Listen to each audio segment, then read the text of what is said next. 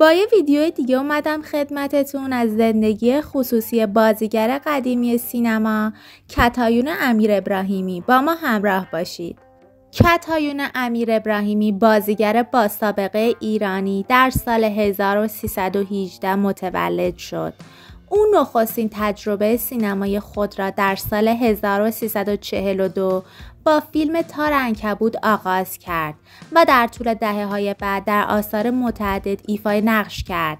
حمیدرضا سنگیان بازیگر سینما و تئاتر فرزند خوانده اوست و زهرا امیر ابراهیمی بازیگر ناماشنای ایرانی از بستگان وی محسوب می شود.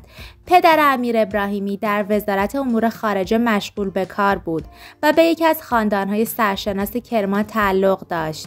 زمانی که برای مأموریت به باکو سفر کرد، با مادر او در کشور شوروی که تحصیل کرده آنجا بود آشنا شد و ازدواج کرد. مادرش پس از ورود به ایران به عنوان دبیر ورزش مشغول به کار شد، زیرا مدارک دانشگاهی باکو در آن زمان معتبرتر از دانشگاه‌های ایران بود. کتایون نخستین فرزند خانواده بود و 2 خواهر و 3 برادر داشت. دوران کودکیش در رشت سپری شد، اما در نوجوانی همراه خانواده به تهران آمد.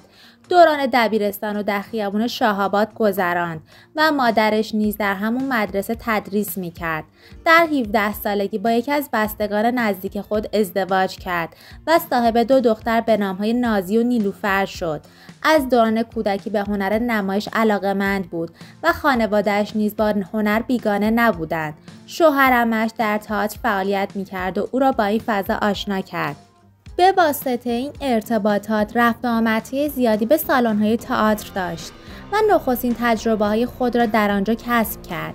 ورود او به سینما از طریق فیلم تار عنکبوت به کارگردانی مهدی میرصمدزاده در سال 1342 رقم خورد تا سال 53 در 48 فیلم سینمایی حضور یافت و به عنوان یکی از چهره‌های شناخته شده سینمای آن دوران مطرح بود.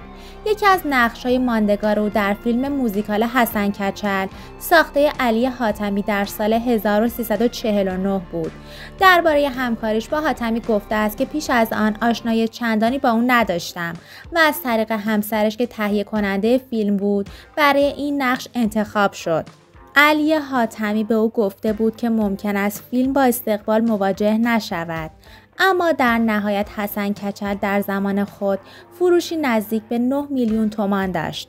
او نیز برای این نقش 10,000 تومان دستمزد گرفت.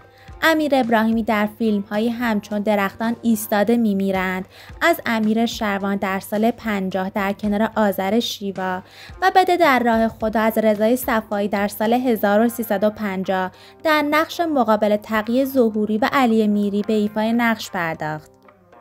در ازدواج ایرانی احمد نجیب‌زاده در سال 1347 نیز همبازی عارف کیا بود. پس از 27 سال دوری از بازیگری با مجموعه تلویزیونی بدون شرح به کارگردانی مهدی مظلومی در سال 1380 به صحنه بازگشت. سپس در سریال کوچه عقاقیا از رضا عطاران در سال 82 نقش گلنسا همسر فوت شده منوچهر نوذری رو ایفا کرد که در قالب یک روح ظاهر می شد.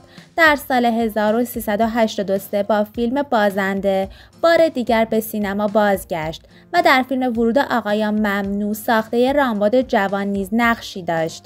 با این حال امیر ابراهیمی از نوع درج نامش در تیتراژ این فیلم گله داشت و معتقد بود که رامبد جوان برای او احترامی قائل نشده، زیرا نامش در انتهای تیتراژ قرار دارد.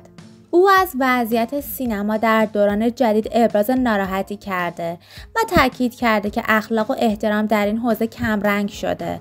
همچنین در سال 83 در سریال منیک مستجرم به کارگردانی پریسا بختاور در نقش زمان خانم بازی کرد.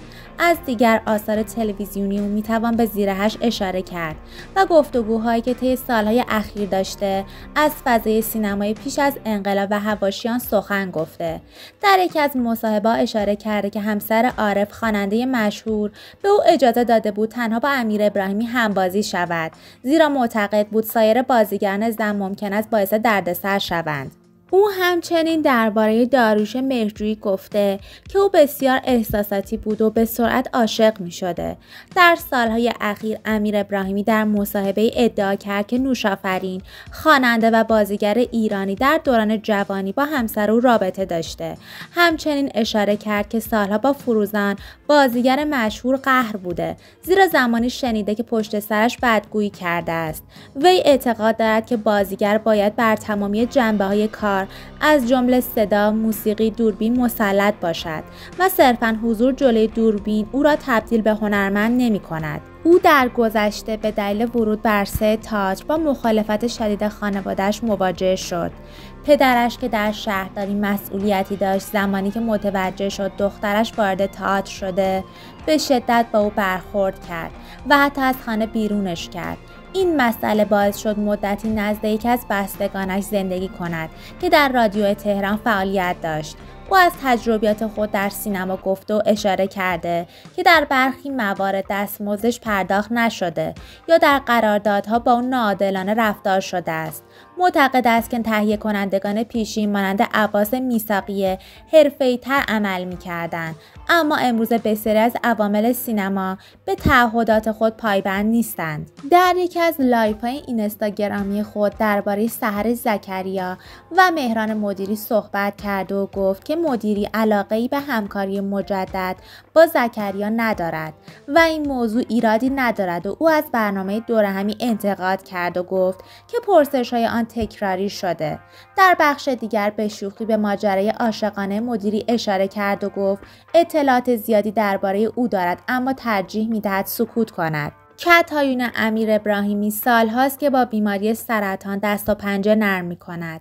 خودش گفته است که اخیراً شنیده آنجلینا جولی نیز به سرطان مبتلا شده و تحت عمل جراحی قرار گرفته است. او این بیماری رو در میان زنان شایع می‌داند و معتقد است که باید در این زمینه فرهنگ‌سازی بیشتری انجام شود تا زنان بتوانند با آزمایش‌های پیشگیرانه از ابتلا به آن جلوگیری کنند. او درباره وضعیت مالی و بیمه خود اشاره کرده که تمام هزینه‌های درمان را شخصاً پرداخت می‌کند، زیرا تحت پوشش هیچ بیمه‌ای نیست و دولت توجهی به بازیگران پیشکسوت ندارد. او به طور خاص به هزینه‌های بالای درمان اشاره کرد و گفته که حتی برای دریافت 2 کیسه خون مجبور شده مبلغ قابل توجه پرداخت کند.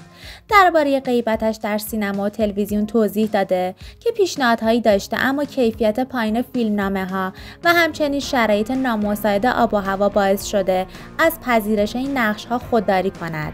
دوستان عزیز، ممنونم که کانال ما رو انتخاب کردین و با لایک کردن و گذاشتن کامنت از ما حمایت میکنید. اگه دوست دارید از آخرین ویدیوهای ما باخبر بشید، کانال ما رو سابسکرایب کنید و زنگوله کنارش رو بزنید. ممنونم که تا انتهای ویدیو همراه ما بودید.